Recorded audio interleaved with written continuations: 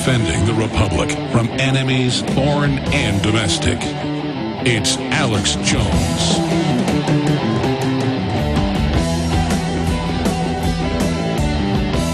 Bob, Mark, Matt, Joel, Austin, your calls are all coming up. The toll-free number to join us is 1-800-259-9231. So we're now at that point. We're now descending into the global tyranny. Everything we told you was right off their own document, so of course it's happened exactly as we told you. It wasn't any big secret. It's just the mainstream media wouldn't cover it for decades as patriots worldwide, as lovers of freedom and dignity, tried to warn the general public we were laughed at. But because we planted the seeds, now we have incredible credibility and people are listening to us. Open world government's been announced, run by the very banks that have engineered the crisis. They are hiring provocateurs worldwide to burn down buildings, to attack vehicles, to attack shops as a way to demonize normal protest so microwave guns, sound cannons, and other weaponry can be used against the population. Now, the globalists know people are going to get angry about this. They are going to come in with provocateurs to demonize everybody. They are no doubt, as this gets worse and worse for the next few years, going to stage terror events to demonize all opposition to this. But it's not going to work because we have been on the job exposing their system of control. But think how far we've come that now there are scores of news articles today that sound like it was written by PrisonPlanet.com. or Infowars.com that sound like Steve Watson, Paul Watson, Kurt Nimmo, Aaron Dykes, or other great writers. It's really happening. And more Americans are having to face the facts. More and more French, more and more Brits, more and more Australians, more and more Russians. We are all under the same global corporate government. They have different management teams over each country. The management teams fight with each other at certain levels. China is now announcing they're going to cut off all major key rare minerals that are used in our semiconductor industries and computer development. They are the majority holder of the debt. They were set up for this to be the Chinese century. This was all pre-deployed. They were given the Panama Canal. They were given the old military bases in the Caribbean. They were given the Long Beach Naval Facility. They were given hundreds of other of our ports, in many cases for free, to encircle us because the global crime syndicate, the bankers that run our military, that run our police, that run our federal government, they also are in league with the communist Chinese against the American people. That doesn't mean the people of China are bad. But the leadership of the globe has allied, the global corporate Fortune 100 banking cartel has allied itself with the communist Chinese as the industrial and military muscle. The U.S. funds the global government, then tax incentives are put in place to move our jobs overseas with NAFTA and GATT and globalism. And now as we go into depression, we are being set up to be fully imploded. So there's an even bigger fire sale to take over what's left of our society and fully re-engineer our society and make us totally dependent on the globalist. And I was on Mancow, big syndicated radio show. It's on WABC, you name it. It's on hundreds of stations around the country.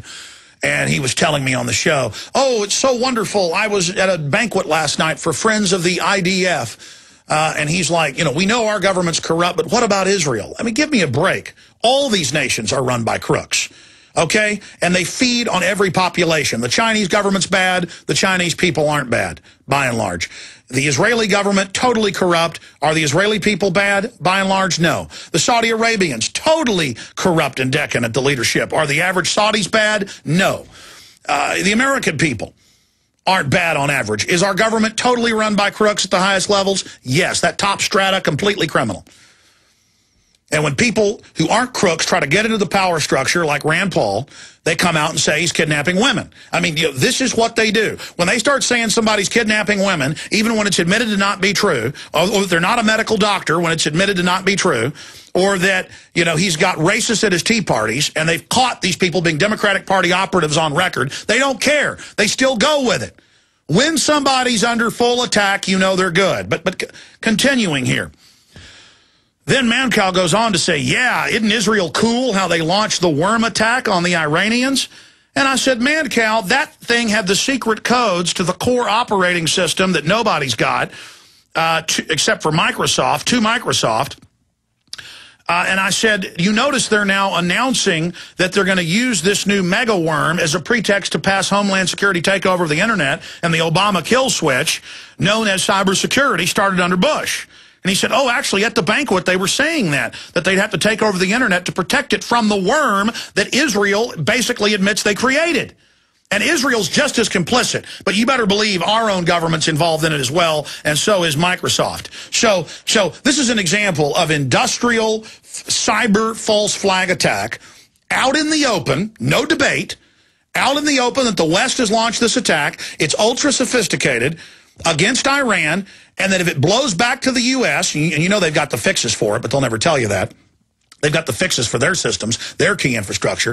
If it blows back, which it looks like it's starting to do, with this mega high-tech 21st century superworm, then the government says, we need to take over web freedom and control everything you're doing to protect you from a worm that we created.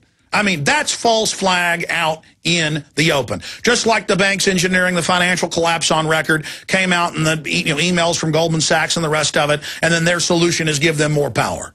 I mean, this is so bald-faced. This is so naked. This is so open, uncloaked. This is so in your face. This is so inside job out in the open. And I know I'm ranting. It's just, do you know where all this leads? It does lead to total, decade-long depression, collapse of society by design. I mean, the economy, the so-called stimulus is just to enrich the banks. The bailouts are to enrich the insiders.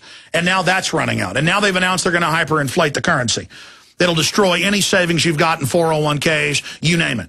Stocks, bonds, I mean, this is unspeakable. And the globalists are going for broke. They're bringing in an authoritarian system. I read to you mainstream news articles saying Obama may need to implement total authoritarian control to save us. They're now pitching that. Oh, you yuppies want to keep some of your pension fund? Let us take control of it, and let us have basically martial law for your security, or things are going to get worse.